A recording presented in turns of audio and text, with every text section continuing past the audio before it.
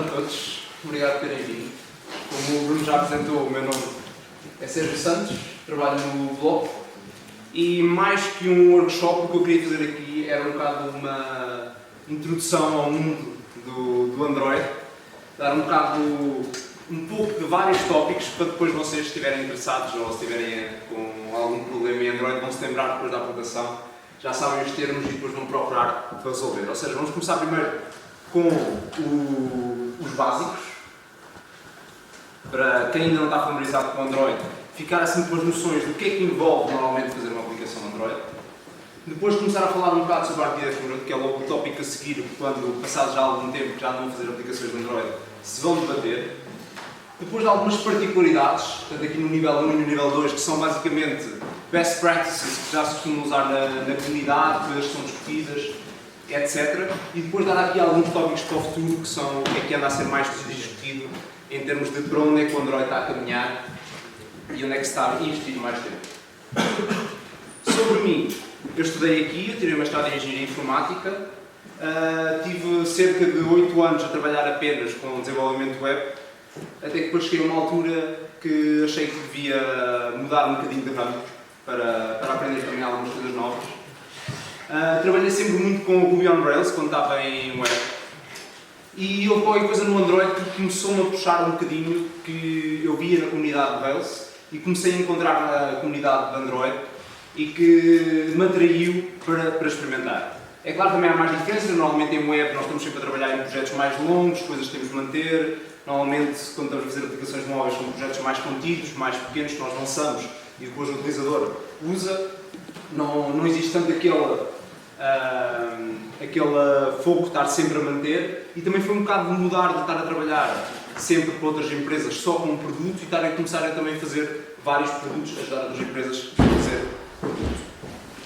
E foi aí que comecei, no ano passado, fez um ano, dia 1 de Abril, o blog, que é um estúdio de desenvolvimento de serviço, cujo o Bruno e o Nuno estão aqui também a dar uma ajuda com alguma mentoria, porque eu sou o único developer que está no blog e uma pessoa sozinha a trabalhar nos projetos e depois dá um bocado em doido. Nós não fazemos só programação, também fazemos design, também ajudamos com um bocadinho do marketing das aplicações Android, sou eu e mais a Cláudia, que é designer, e é isso que nós nos focamos, ou seja, trabalhar com empresas que querem desenvolver produtos. Se for preciso, até se já tiverem uma equipa interna, nós vamos lá e ajudamos um bocado com os best practices, com o processo de desenvolvimento, para lançar especialmente produto e estamos apenas focados em Android.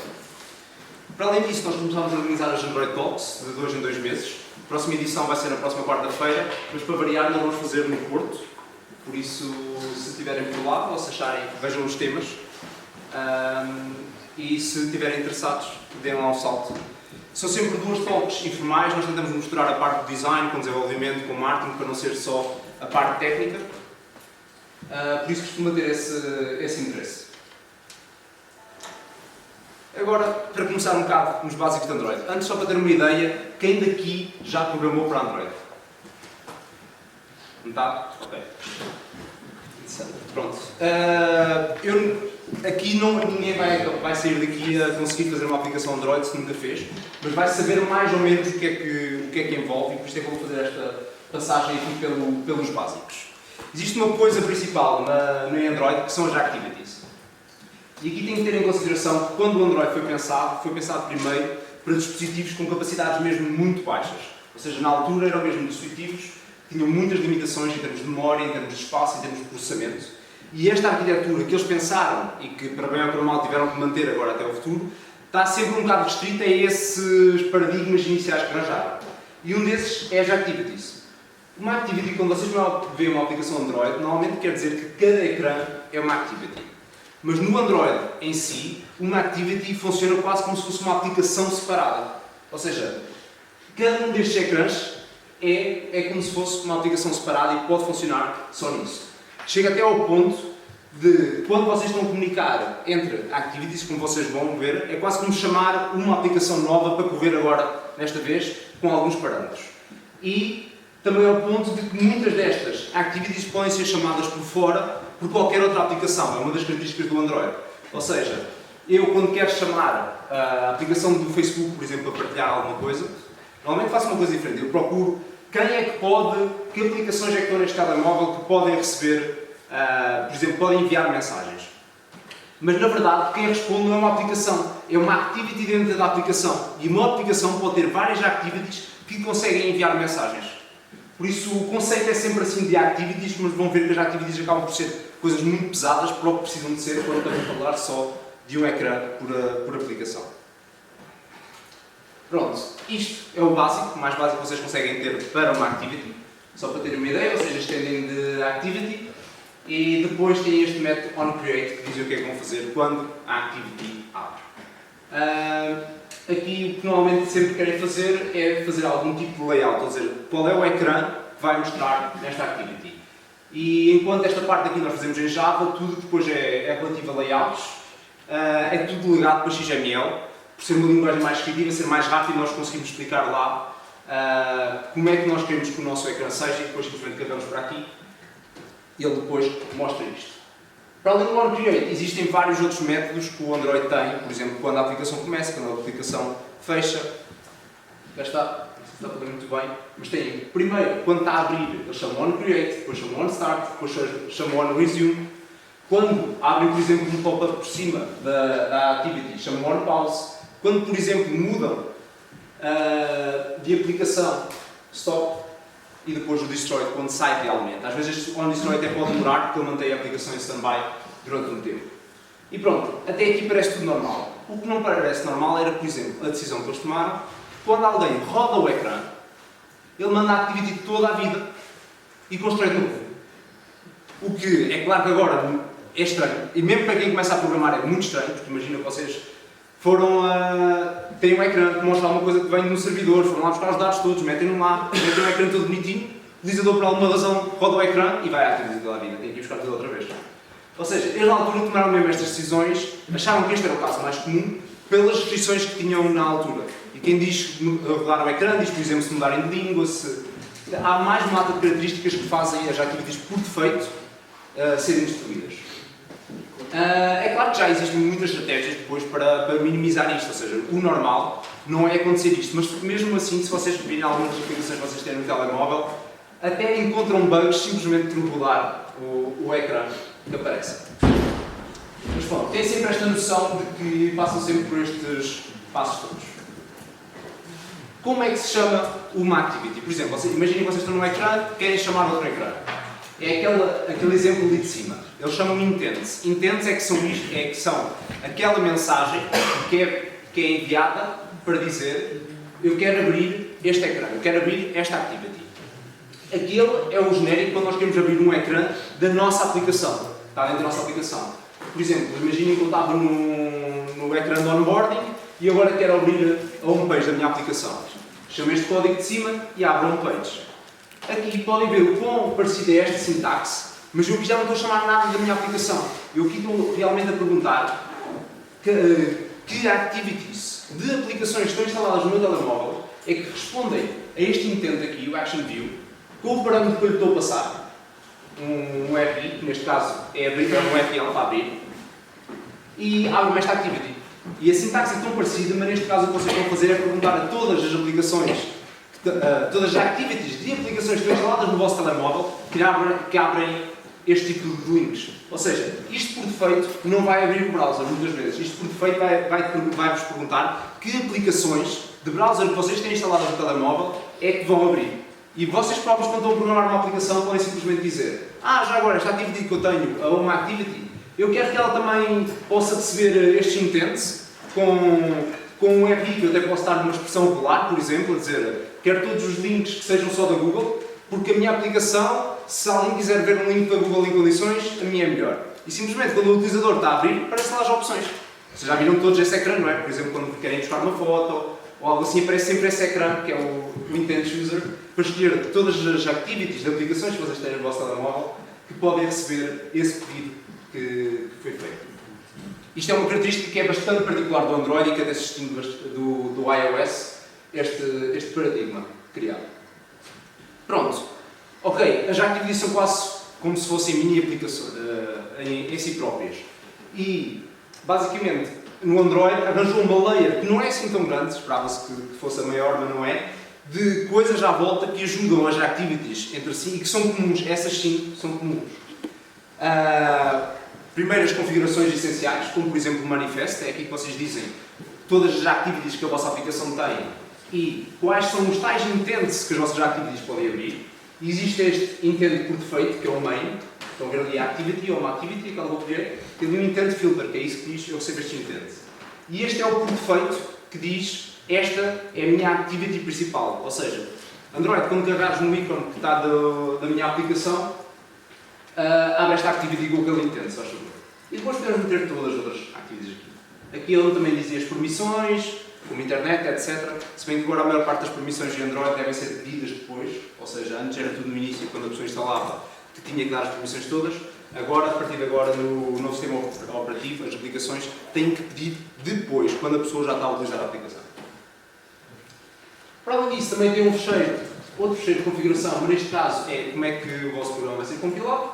Existem alguns valores ali por defeito, por exemplo, qual é a versão mínima do Android que vocês querem suportar, querem compilar como versão do Android, normalmente querem sempre a última para ter todas as últimas features, e depois, pronto, isto é Gradle, mas aqui é a descrição das dependências, ele depois vai buscar na mesma estas dependências ao JCenter. Normalmente quem não programa em Android, mas programa em Java está habituado a Ants e outras coisas. É Android que migrou para esta solução das dependências. Simplesmente vão listando aqui. E pronto, isto é o mínimo necessário. O que é que existe também à volta das activities que vocês podem usar para partilhar coisas entre elas? Existem os chamados resources, que é como aquele layout que eu estava a chamar ali, que é o XML, onde vocês podem definir strings, podem definir valores inteiros, podem definir os ecrãs, podem definir elementos do ecrã que querem mostrar. Tem o file storage, o normal, vocês podem guardar no cartão SD, podem guardar na memória interna, têm pastas só para caixa, têm pastas só para conteúdo temporário, etc. Já é disponibilizado. Tem também este preference, que é um storage muito pequenino, que é só key value, que é para guardar coisas rápidas. Por exemplo, se vocês tiverem um utilizador autenticado na vossa aplicação, vocês guardam lá o token de autenticação para ser mais rápido e buscar. Por exemplo, usa-se para este tipo de coisas, ou pequenas preferências da vossa aplicação. E depois, têm disponível uma base de dados SQLite, se quiserem usar, para guardar coisas maiores na vossa aplicação. O que acontece é que para a maior parte das aplicações pequenas, as pessoas simplesmente serializam objetos, metem para dentro das preferences e pronto, e usam ali os dados. É a aplicação mais fácil que podem fazer sem ter que entrar em SQL, etc. Pronto, os resources que eu falei há pouco são outra particularidade do Android. Cá está o tal XML que define o que é que vai aparecer no ecrã. Tem o linear layout, que é simplesmente dizer uma maneira de como é que vão organizar as coisas que vão aparecer. Este, neste caso, diz ali a orientação vertical, quer dizer, tudo o que tiver lá dentro vai aparecer uns por cima dos outros, encadeados, de cima para baixo. E aqui estão duas views. Um edit text, que é o formulário, aquela componente do formulário para inserir texto, e um botão para submeter. O que é aqui a reter? Todos os elementos têm que ter obrigatoriamente aquele layout width e height, que é simplesmente dizer qual é que é a largura e a altura. E normalmente vocês estão sempre a definir isto de forma relativa, ou seja, vocês dizem ocupa o mínimo de espaço que tu precisas de ocupar. Por exemplo, se eu escrever uma text view, que é simplesmente uma linha de texto, e eu simplesmente meter lá uma palavra. O wrap content vai fazer com que ele só ocupe aquele tamanho da palavra.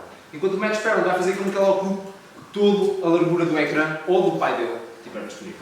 Já agora, se tiverem dúvidas, podem ir colocando no braço formulário e perguntando à vontade no meio da apresentação. E o botão, a mesma coisa. Eu aqui simplesmente fiz wrap content, por isso eles vão ficar todos pequeninos, alinhados à esquerda no topo do ecrã. Ou seja, vai ficar bastante feio. Para além disso, aqueles IDs que vocês veem ali, Android ID, Android ID, Message e Send, são identificadores que vão servir depois para vocês usarem, por exemplo, no código da aplicação. E depois tem os tags, os hints, que simplesmente são strings, também são definidas em XML, que vai buscar e mete aqui. Normalmente vocês não querem meter aqui o texto diretamente, embora possam, querem usar strings, porque depois se quiserem traduzir a aplicação, ou utilizar strings de um lado para o outro, é assim que se faz. Falando em strings, depois é outro fecheiro XML que vocês têm, definem as strings assim. E como é que vocês iam usar naquela activity? Aqueles IDs vão servir ali para aquela parte do Find by View. usar aqui no Find by View. O Android faz esta conversão, cria um objeto chamado R, que tem lá uma lata de inteiros, que ele cada vez que faz um ciclo de build, cria estes inteiros todos, e é isso que é usado para, aqui no Java, nós sabemos quais são os IDs do XML. E depois com isso podem definir um click listener, muito simples. Eu vou mostrar aqui o texto que estava naquele campo que foi preenchido, e simplesmente mostro aqui um toast, que agora já caiu um bocado em desuso, mas era aquela mensagem preta pequenina que surge no fundo do telemóvel, com a mensagem que a pessoa escreveu lá. Pronto, por isso é mais ou menos assim como funciona. Os vossos dias todos em Android vão ser passados a fazer isto, ou seja, as activities aqui e o XML do outro lado, e sempre nesta ligação. Vocês, se quiserem, podem quase ignorar a parte do XML e simplesmente ter tudo feito em Java. Mas rapidamente vão perceber-se que é muito mais rápido definir ecrãs em Java e perceber o que é que está a fazer do que simplesmente estar aqui a fazer new button, add view ao container, new edit text, add view, etc. Rapidamente, provavelmente, os vossos colegas de trabalho num projeto desses vão despedir-se se apanharem um projeto com as coisas feitas assim. Outra particularidade é esta. Onde vocês normalmente metem os layouts e as coisas é numa pasta que é REST, Resources, e depois tem as pastas lá dentro, que são Drawables, Values, etc. E essas pastas, o nome da pasta em si, pode ter modificadores à frente. Ou seja, eu posso dizer Values-Landscape ou Layouts-Landscape. O que é que quer dizer? Quer dizer que quando a vossa activity for criada, ali Content View, se por acaso o telemóvel tiver Landscape, ele vai preferir os que estão na pasta do Landscape. Se tiver alguma, se essa pasta existir, vai preferir esse XML. Ou seja, isto até chega ao ponto que vocês podem ter strings diferentes se o telemóvel tiver Landscape. Mas as variações todas que vocês têm é que são bastantes. Pode ser o country code, ou seja, dependendo do país e tal, do telemóvel, a língua, o tamanho do ecrã, a orientação do layout, ou seja, se tiver em árabe passa a ser ao contrário, horizontalmente. Pode ser, se é de noite, o Android agora introduziu isso, Night Mode, se for de noite vocês podem ter um layout para adaptar para uma visão noturna. A densidade do ecrã, se tem um keyboard externo ou se é um keyboard interno, a versão do sistema operativo, também é bastante usado. E estas são as tais coisas porque é que ele manda a activity à vida. Ele manda a activity à vida porque ele depois quer reconstruir isto tudo do início e ir procurando as coisas na pasta certa. E se vocês não quiserem usar essa feature, podem simplesmente dizer não quero tratar das configuration changes e eu trato disso. E simplesmente quando eu rodarem no ecrã, ele não vai buscar nada a pastas nenhumas. Continua a usar o layout, estava a usar daquela maneira, mas na nova orientação. Mas pronto, são estas as combinações todas que podem usar. Para além disso, para além das activities, tem elementos mais pequenos que são usados para não ficar tudo descrito em activities. Ou seja, para vocês subdividirem os vossos ecrãs noutros elementos, como por exemplo, imaginem que tem uma aplicação que tem uma lista de elementos e depois tem um ecrã de detalhe em que mostra os detalhes de um elemento só quando a pessoa seleciona. Quando eu estou num telemóvel pequeno, era simples, são duas activities separadas, eu carrego aqui e abro depois um novo ecrã só com o detalhe. Assim que eu abro em tablet, de repente eu quero que duas activities estejam a ser apresentadas ao mesmo tempo. O que Android não suporta, uma activity é para um ecrã. O que acontece? Tem que usar um elemento mais pequeno do activity para fazer essa divisão. A maneira recomendada por Android é usar fragments. Se bem que fragments é uma coisa que rapidamente fica muito complexo. Não dá para ler, mas também vocês não precisam de ler aqui. Aqui era aquele ciclo das activities que eu tinha mostrado anterior. E isto é o ciclo de vida dos fragments quando estão dentro das activities. Ou seja, isto rapidamente fica extremamente complexo. E o que acontece é que fragments é a maneira sugerida pela Google de como abordar esta questão de ter ecrãs mais pequenos dentro de uma activity. O que é que vão ver rapidamente nos exemplos deles, e esse é um daqueles primeiros conceitos, é ter sempre muito cuidado com os exemplos de código que vocês veem na documentação do Android, que normalmente são muito mais complicados do que é preciso.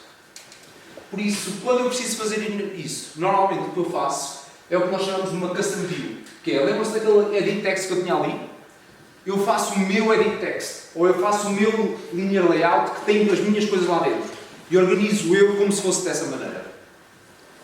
E como é que eu faço depois o meu? pegue sempre de uma view que já exista, como por exemplo a edit text, e simplesmente estende e mete lá a funcionalidade que eu quiser a mais. Neste caso, a única coisa que vai fazer é enganar quem estiver a usar isto, que vai fazer sempre append cada vez que vai lá buscar o texto, a pessoa escrever alguma coisa, simplesmente vai buscar aquilo mais o awesome no final. Mas quem diz um edit text diz, por exemplo, um daqueles containers como linear layout e depois tem conteúdos lá dentro. Eu mesmo aqui posso fazer o que eles chamam de inflate, que é simplesmente meter aqui outro daqueles XML layout cá dentro, para ter mais não sei quantas views aqui dentro e ter esse código aqui. É a maneira que normalmente eu recomendo para organizar quando vocês querem diferentes partes do ecrã e reutilizá-las por todo lado. Pronto. O que é que acontece? Pronto, isto é o básico, isto é o que normalmente vocês vão aprender sempre num workshop de introdução a Android. E isto vai-vos dar para sobreviver durante muito tempo em termos de a maior parte das aplicações normais. Mas a partir do momento que começam a programar Android mais um bocado, o que vocês vão se aperceber é que o código rapidamente fica uma salganhada. Mesmo quando vocês estão a dividir tudo entre fragments e views, etc. Porque isso é só o código que é relativo ao ecrã. O problema é o resto do código todo que tem que ir a um servidor, a uma API, à base de dados, etc. Por defeito, nós metemos esse código todo dentro das activities, dentro dos fragments, dentro das views. E ficam coisas gigantescas muito rapidamente. E por isso é que logo o tópico a seguir que começa a existir é, ok, mas qual é que é a maneira normal de organizar isto? E pronto, e aqui é que a malta mais batida de Java, que não seja Android, é começa a se rir, porque aqui volta tudo às bases normais do Java, da literatura e desse foco todo de fazer as coisas com patterns em condições. Mas é aquela coisa que, se vocês simplesmente seguirem a documentação de Android de uma ponta à outra, ninguém vai falar. E aqui, pronto, é a outra parte onde a comunidade interviu e começou a fazer estes patterns todos para serem utilizados em desenvolvimento de Android. E agora, finalmente, a Google também está um bocado a acompanhar isso e eles próprios a disponibilizar exemplos, a disponibilizar código. Ainda ontem publicaram sessões de pair programming. Não é pair programming, é simplesmente um dos developers da Google a programar uma aplicação normal de Android, toda gravada em vídeo, e ele a comentar todos os desafios que tem, ver se os gestos que ele comete, etc. O ciclo de uma pessoa normal a programar uma aplicação Android. Pronto.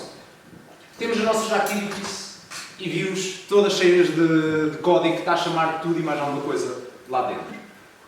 Uma das primeiras maneiras de organizar isso, e provavelmente a mais comum, é usar o MVP, que é simplesmente meter uma layer que diz, não, a view é a única coisa que vai tocar naqueles elementos que nós estávamos a ver, por exemplo, aqueles find by views, aqueles meter listeners, etc.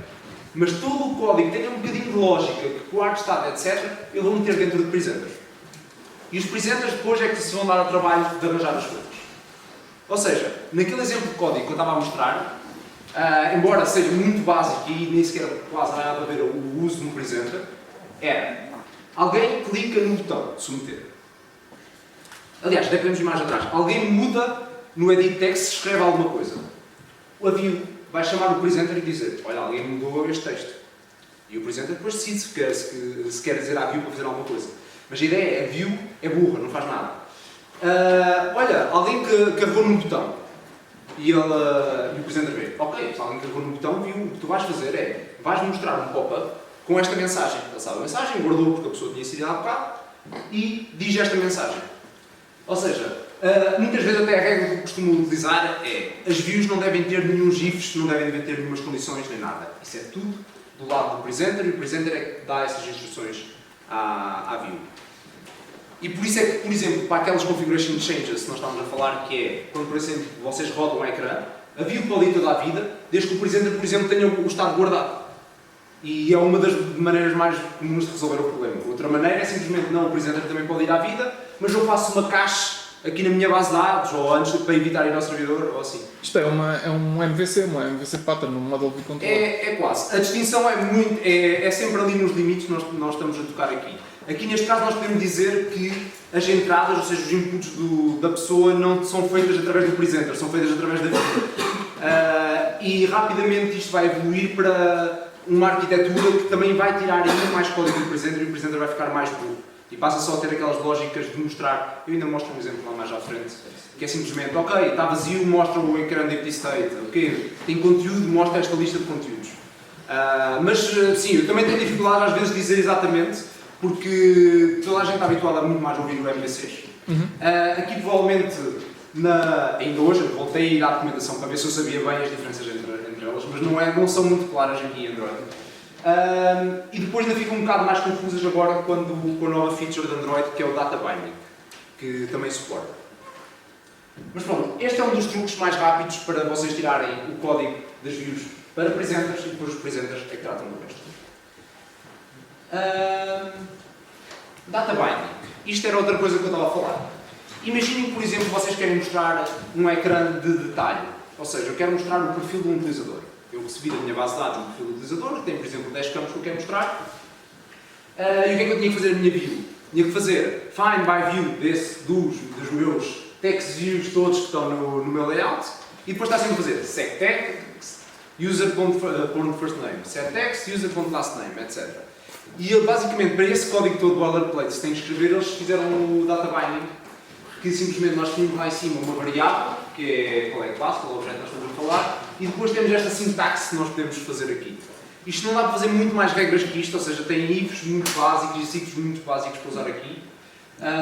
É uma coisa recente, que isto ainda é muito pouco usado, mas é uma coisa que também permite tirar algum código boilerplate das views. Como se usa depois na view?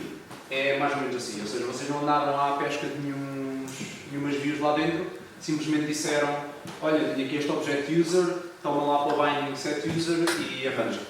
E arranja como é que has de mostrar e ele depois executa aquele código que estava lá. Pronto.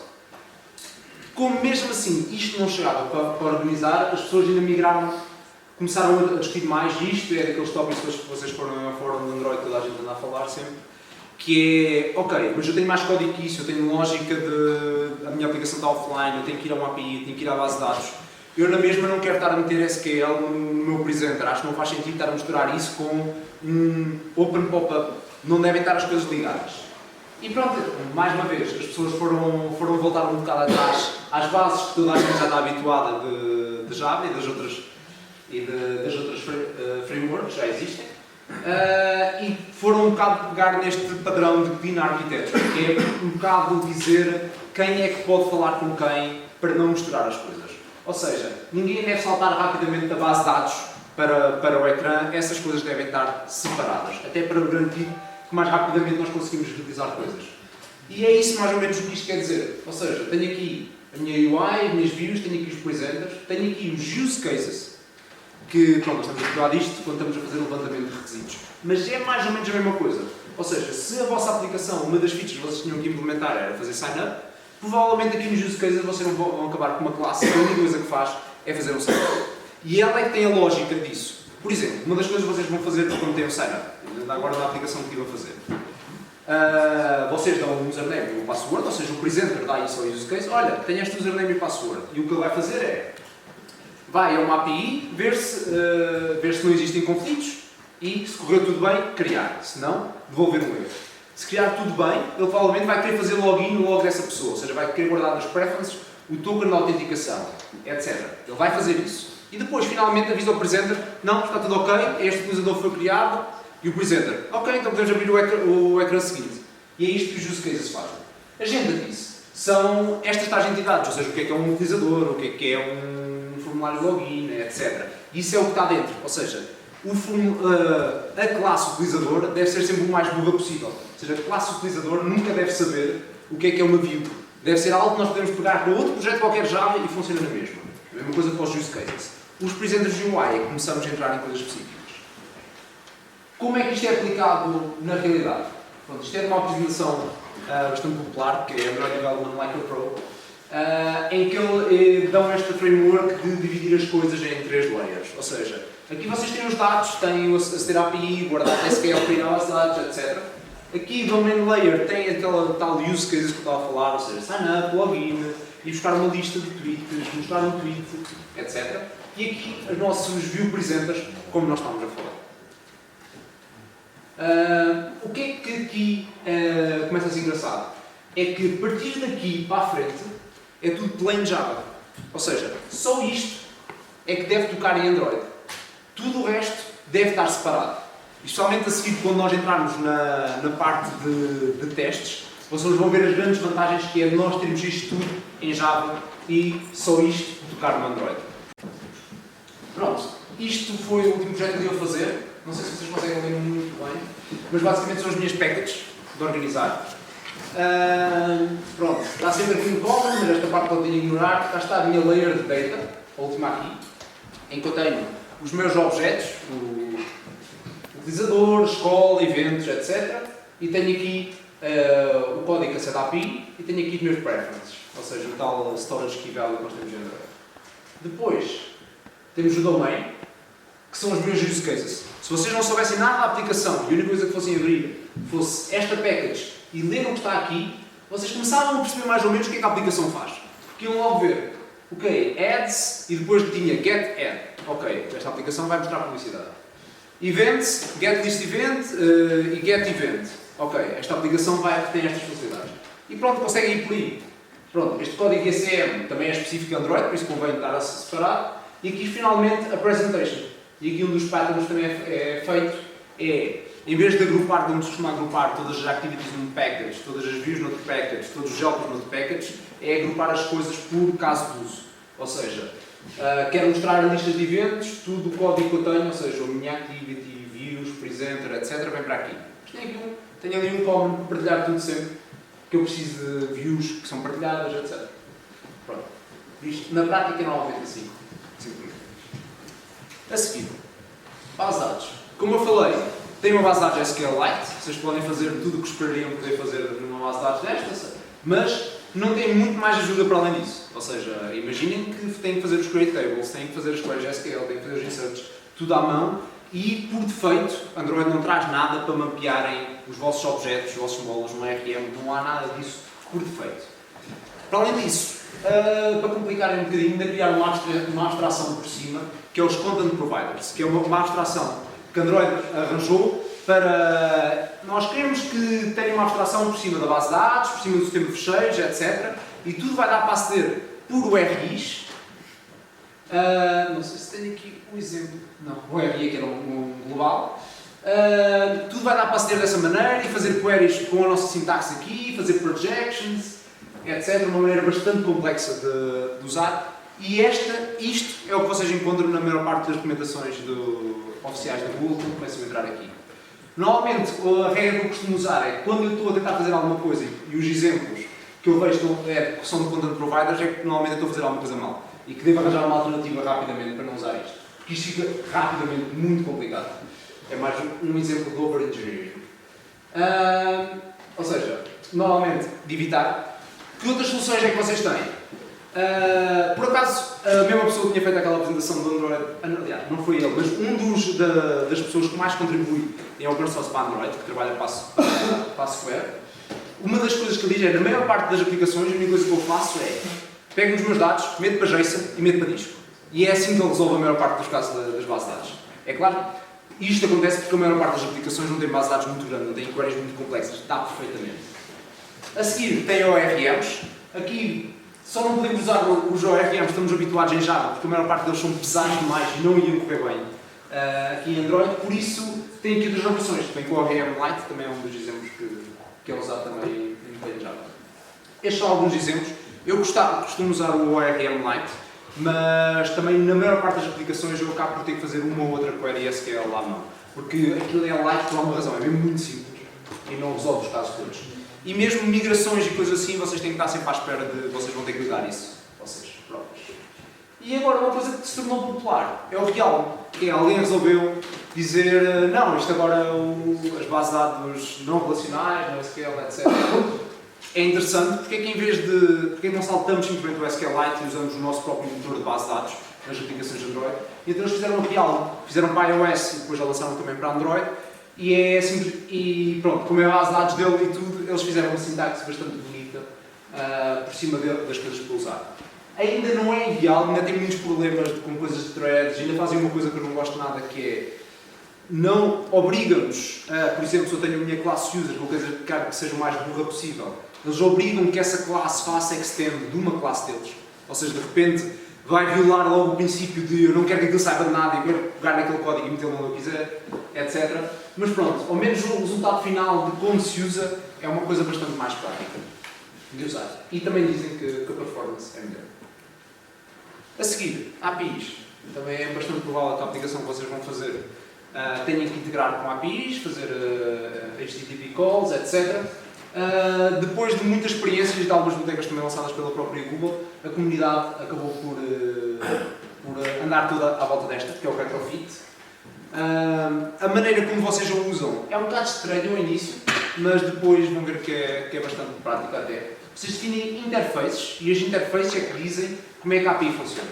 Ou seja, se eu quero ir fazer um get ao link timeline barra user ID qualquer coisa, eu defino este método desta interface.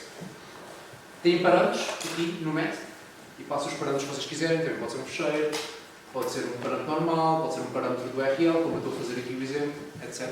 E dizem o que é que retorna. E pronto, aqui dá logo uma daquelas coisas bonitas, que é, já tem a serialização lá dentro. Ou seja, ele transforma JSON ou XML ou o que houver, miraculosamente, nas vossas classes de Java, para não serem preocupados nada com isso. Não trata das outras bibliotecas por baixo, não trata disso. Só tenho que dizer depois qual é o URL da aplicação que vocês querem usar.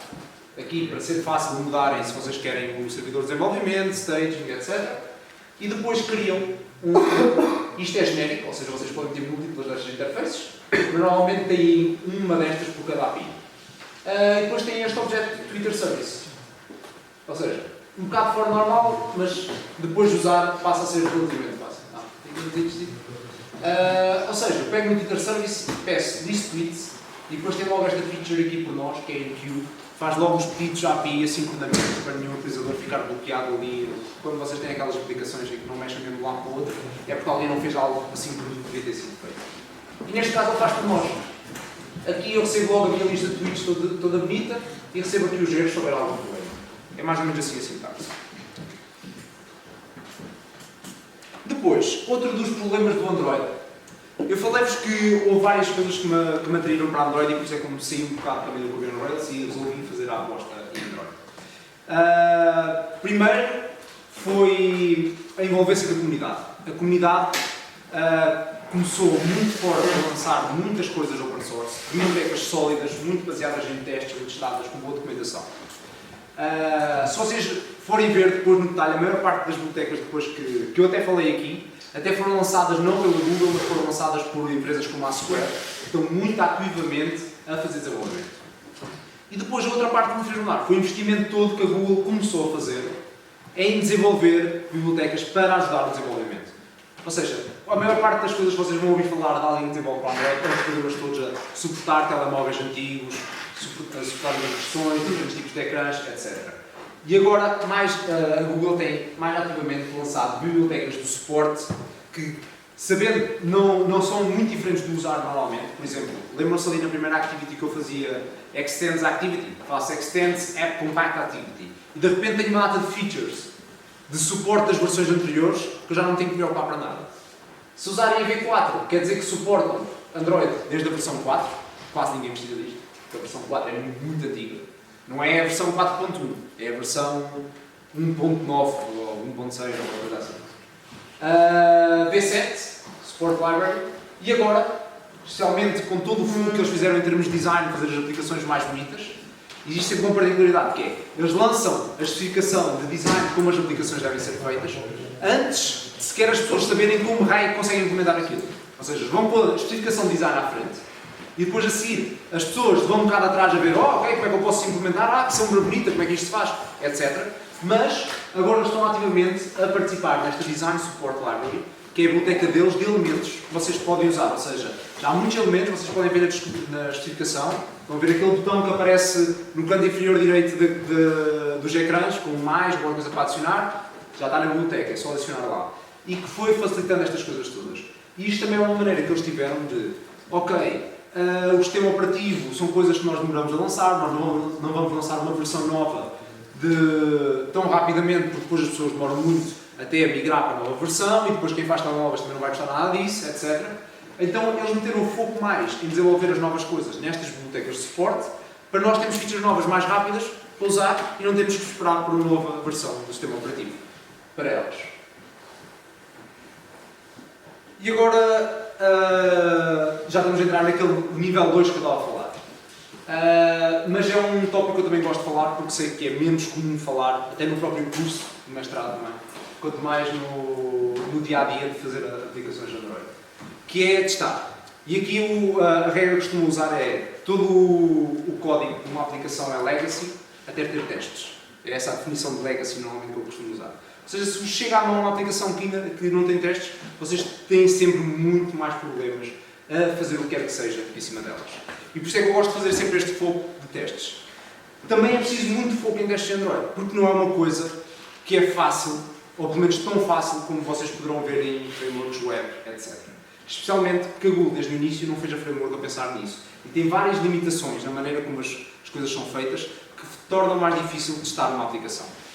E quando eu estou a falar aqui de testar, estou a falar de testes automáticos, ou seja, daqueles testes que vocês correm, veem a aplicação de uma ponta à outra para garantir que está tudo a funcionar, mas sem ser preciso ninguém manualmente a carregar os botões. O primeiro exemplo é o Instrumentation Testing, que é como é que vocês testam uma aplicação como se fosse um utilizador final, ou seja, como se fosse alguém a clicar nos botões que vocês fizeram, e garantem que aquilo ainda está a funcionar, quando fazem alguma alteração.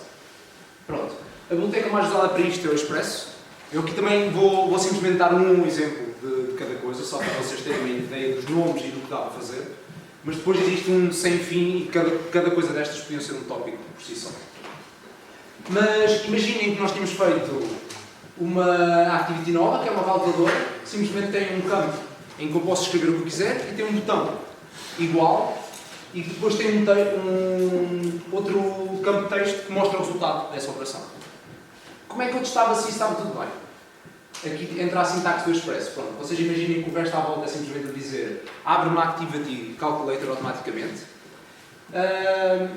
e agora eu quero testar se ele sabe fazer contas de somar.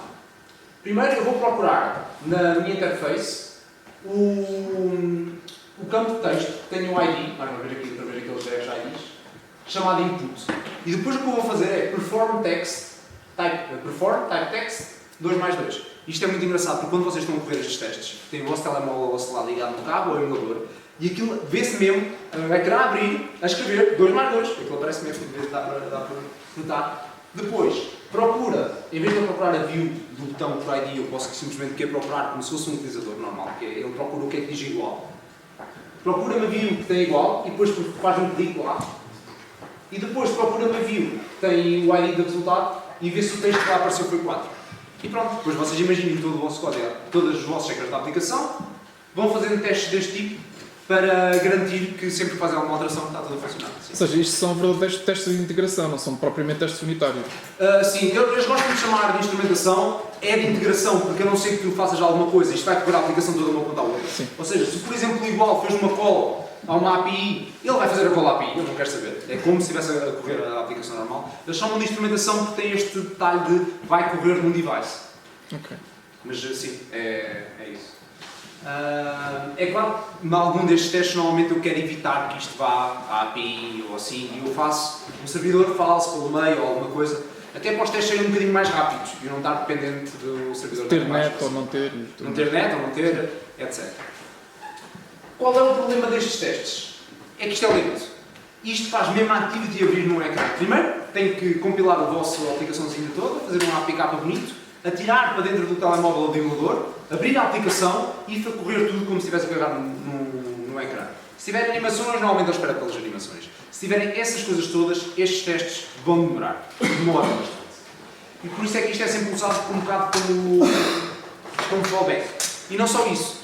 Se este teste falhar, vocês não têm noção onde na aplicação é que estava o erro.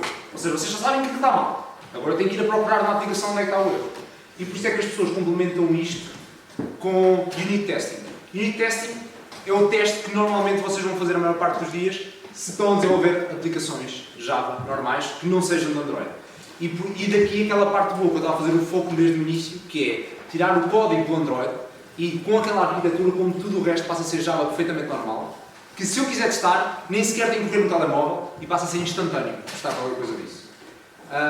E isso é um dos benefícios de ter uma arquitetura assim. Pronto. Qual é o aspecto de fazer unit testing? Para quem nunca fez. Pronto, eu criei aqui uma classe normal, que até pode ser aqui uma espécie de controller que nós temos, que ele recebe no construtor duas classes diferentes, uma base de dados e um ecrã, onde vai mostrar as coisas. E quando é chamado check, o que vai à base de dados procurar a fruta, e se não tiver fruta, quer que o ecrã mostre o ecrã vazio, e se tiver fruta, quer mostrar a fruta. Qual é a particularidade do unit testing? Eu quero testar esta classe, mas eu não quero saber, não quero estar dependente, caso o código da base de dados esteja bem ou não, e não quero estar dependente do ecrã se está bem implementado ou não. Porque pode crashar no ecrã, etc. Eu quero testar isto em isolamento. Ou seja, o único código que eu quero testar aqui é este if, que é a única condição aqui que está para testar. Se forem até em termos de princípios, mesmo seguirem bem a arquitetura, vocês nem sequer deviam ter classes a entrar no construtor. Deviam ser interfaces para alguma coisa. Vocês nem sequer querem saber qual é a implementação que eles usaram para a base de dados. A base de dados devia ser uma interface, e depois alguém se quer implementar uma base de dados em Realm, em ORM-Lite, etc. Isso é um problema deles. Mas pronto. Uma ferramenta que é muito usada para este tipo de testes é o Mockito, também está disponibilizado em Java, mas o que faz é, pega naqueles parâmetros que estamos ali a receber, a base de dados e o stream, e simplesmente faz um objeto falso deles, substitui-os, implementa tudo o que eles teriam disponível, mas substitui-os por uma versão falsa, que a única coisa que faz é quando vocês chamam algum método dela, retorna nulo. Sempre, só retorna nulo, é a única coisa que ela faz. Ou seja, se eu não lhe fizer nada e for procurar, por exemplo, dá-me fruta, ele vai retornar nulo, sempre. O que é que eu faço? Dou-lhe a classe e digo para fazer mock, e isto dá-me este objeto falso, este pode ser um objeto falso, aqui, e crio o controle, que esteve aqui, os objetos falsos pelo construtor. E agora vou testar as duas situações. Era um if, por isso convém que eu teste os dois lados do if. Crio aqui uma lista de frutas, e aqui está o engraçado do Mockito, que é, eu tenho objetos falsos e eles por defeito retornam nulo. Mas eu aqui quero testar o que é que acontece quando eu dou fruta a sério. Então eu digo, ok, quantos chamados aqui ao database falso getFruits, diz-lhe para retornar esta lista que eu acabei de arranjar. E depois, o Mockito tem outra coisa, que é verificar. Eu quero confirmar no final que ele chamou o método certo do ecrã. Eu não quero que ele corra, só quero confirmar que ele chamou o método certo. E se ele, por acaso, não chamou o showFruits, como estava aqui suposto a chamar no código, ele vai crashar e vai dizer que o erro não passa. E depois, a mesma coisa com o array list vazio, faço o mesmo código. E pronto, unit testing é assim. É claro que eu mostrando assim até parece relativamente fácil, mas há aqui um problema grande, que é... Aliás, não é um problema, é... Vocês receberam as dependências do vosso objeto por aqui. Ou seja, receberam-nas no construtor. Ou seja, tudo aquilo que não era referente àquela classe veio de fora. Logo, quando vocês estão a fazer os testes, vocês podem lá meter o que quiserem. E por isso podem substituir por coisas falsas, se for uma interface podem implementar o que lhes apetecer, etc. O problema é que a maior parte do código, e é que vão logo ver os problemas do Android para isto, é que não é feito assim. Lembram-se daquela activity que nós fizemos a primeira? Que a única coisa que nós implementámos era um method create. Nós não tocámos no construtor. E a razão por que nós não tocámos no construtor é porque nós não podemos tocar no construtor. Logo, as dependências de uma activity não podem vir pelo construtor. Tem que vir de outra maneira qualquer. O que acontece? Quer dizer que eu não posso testar aquilo com um Android falso naquela activity e fazer coisas falsas daquilo tudo, mocks daquilo tudo. As views, a mesma coisa. E a maior parte do código de Android que vocês forem tocar não vos permite fazer isto. Ou seja, vocês a única maneira de testarem disso é mesmo meter para dentro do vosso telemóvel e correr. Isto era o que eu estava a falar. Ou seja, tentem evitar, quando vocês estão a fazer as vossas classes, e aqui, diga-se para tudo já, não usar as dependências assim, por dentro, mas receber tudo de fora. Virem as coisas todas de fora. E simplesmente passarem-nas cá para dentro. E, de preferência, não passem a classe em si, mas recebam uma interface e depois a implementação fica a cargo do outro para tratar. Pronto. Mais uma vez. Isto parece muito simples, mas o difícil depois é aplicar na realidade. O que é que acontece? Imaginem que vocês estão a fazer o presenter de uma aplicação. Por exemplo, aquele presenter que nós temos ali que recebe fruta ou não. De repente, vocês estão a ter uma view que vai ter lá um presenter. O presenter vai precisar de uma base de dados e vai precisar das preferences. A base de dados depois vai precisar do ORM-Lite. Ou seja, só para fazer new presenter, eu tenho que passar as dependências todas para lá e tenho que fazer um comboio todo de coisas que eu tenho que estar lá a criar só para passar para dentro do construtor. Porque todas as dependências devem estar de fora. O problema é que todas as coisas têm dependências até chegar. E por isso é que a malta começou a falar em Dependency Injection, que é uma biblioteca que vocês usam à volta, que trata das dependências por vocês. E que faz esta coisa que parece milagre, que é, lembram-se aqui há bocado, vocês simplesmente tinham aqui uma implementação do bar, e isto era uma interface que eu recebia. E eu simplesmente meto aqui uma anotação, dizer inject, e quando o foo for inserido na view, o bar aparece miraculosamente. Vocês simplesmente dizem, eu quero um foo, se faz favor. E ele criou as dependências todas para trás que eram precisas. Por isto ser uma coisa miraculosa, é que é uma coisa bastante difícil de configurar. E tem aqui duas versões. A Google tinha uma biblioteca para isto antes, depois a Square fez uma versão, criou o Dagger, que é a versão deles para isso, que é um bocadinho mais fácil de usar, mas a performance é um bocadinho pior. E depois a Google fez uma versão melhor do Dagger, por cima, que é o 2, que é mais difícil de usar, mas tem melhor performance. Mas faz esta coisa miraculosa e que vocês, especialmente, quem já programou em Android, está habituado a começar a ter aquelas classes estáticas todas de helpers, que estão todas a receber os meus parâmetros, etc. E isto permite nós realmente programarmos a coisa em condições, de maneira a ser estável, com as dependências todas a vir de fora, etc. Demora muito a configurar. Eu a primeira vez demorei 2 ou 3 dias a meter isto a funcionar. Eu ainda não faço ideia de como vai funcionar, a maior parte das coisas estão lá. E de vez em quando eu tenho problemas com isso. Mas é aquela coisa, depois vocês terem isto configurado no projeto, parece tudo magia, porque as dependências vêm todas automaticamente. E aquilo trata, por exemplo, de singletons por vocês, trata de repente vocês querem trocar uma implementação de uma para a outra, é automático, vocês não tocam em mais código nenhum, etc. Por isso, mais um daqueles tópicos para investigarem depois. Finalmente, o futuro. O que é que a comunidade agora anda a falar para o futuro?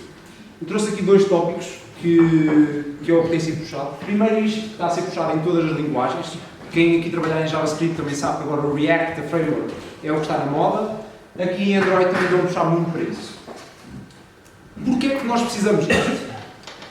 Isto é aquela arquitetura teórica que eu vos mostrei há bocado, não é? Ou seja, tenho a view, alguém carrega alguma coisa, eu vou ao presenter, chamo o domain layer, chamo os dados e depois isto está a tornar qualquer coisa para mostrar na view. Isto é a teoria. O problema é que normalmente, imaginem que eu tenho uma lista de tweets para mostrar. Imaginem a aplicação do Twitter. Eu não vou simplesmente buscar uma lista de tweets. As pessoas... eu posso ainda estar a mostrar o ecrã e a pessoa já está a fazer tudo o refresh ao mesmo tempo. Já está a carregar em coisas, já está a fazer para baixo para carregar a paginação. E está a enviar um sem fim de eventos, de coisas a acontecer ao mesmo tempo da aplicação. Vocês têm que fazer as coisas assíncronas, porque senão a aplicação fica ali bloqueada e não mexe mesmo, não faz animação nenhuma. E assíncrono tem que fazer outra thread. Existem assim testes, existem ferramentas para isso, mas depois de virem os resultados, vocês têm que voltar a meter tudo e sincronizar tudo para a mesma thread. E é aqui que o código de Android começa rapidamente a ficar, mais uma vez, muito complicado. Basta uma lista tão simples e ter essas regras tão simples que a maior parte das aplicações querem que tenha, não é? Um pulo de refresh, paginação, e depois lá para abrir alguma coisa, não sei. Ou e depois ter, por exemplo, uma tab de filtro ou algo assim. Rapidamente vocês ficam com um sem fim de eventos, que depois vocês têm que fazer imensos GIFs e synchronizes e tudo e mais uma coisa do código do vosso presenter para a coisa não bloquear e não dar a chatice.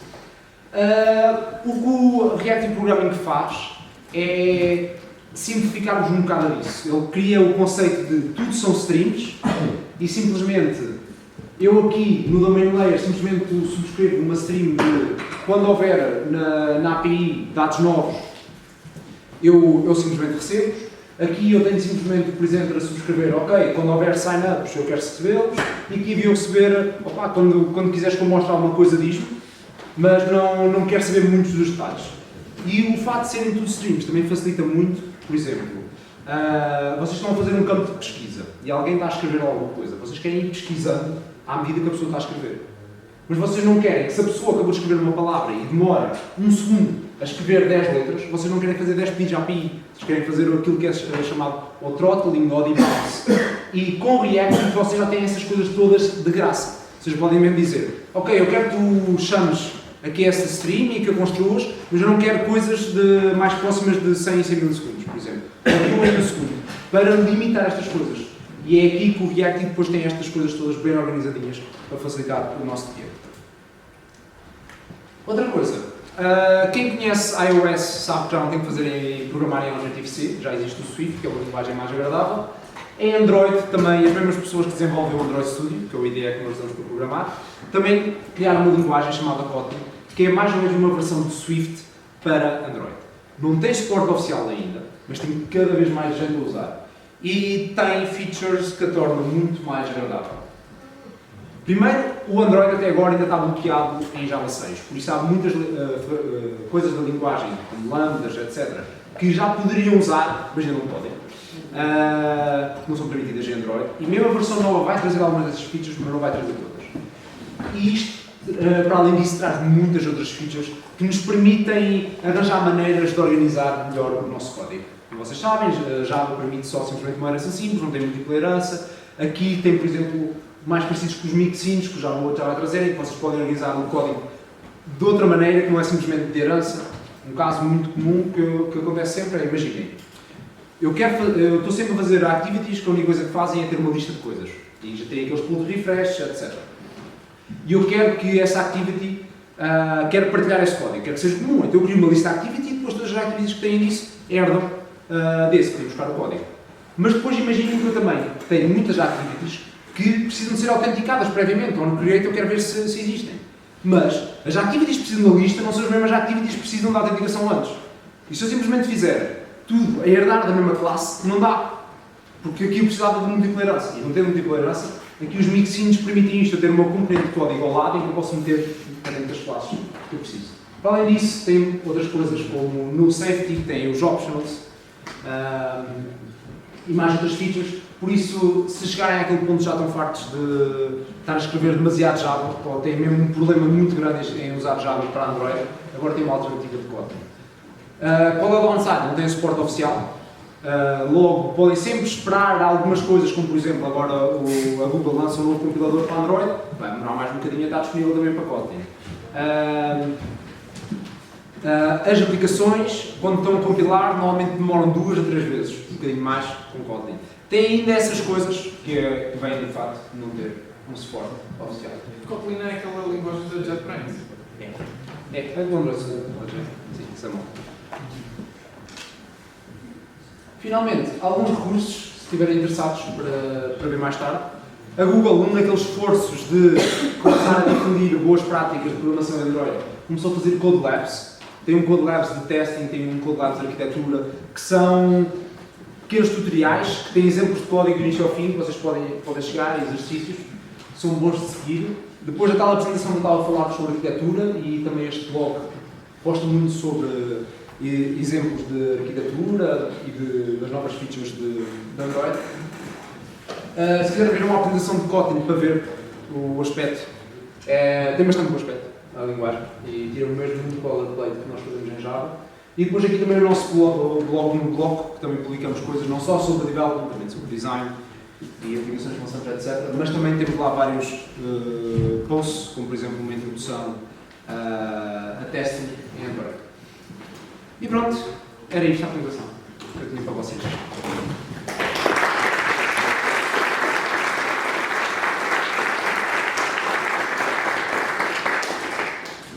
Se vocês tiverem perguntas, podem fazer. Sim, se tiverem alguma questão, algum tópico que eu não tenha abordado e queiram me perguntar, alguma parede que vocês tenham atingido.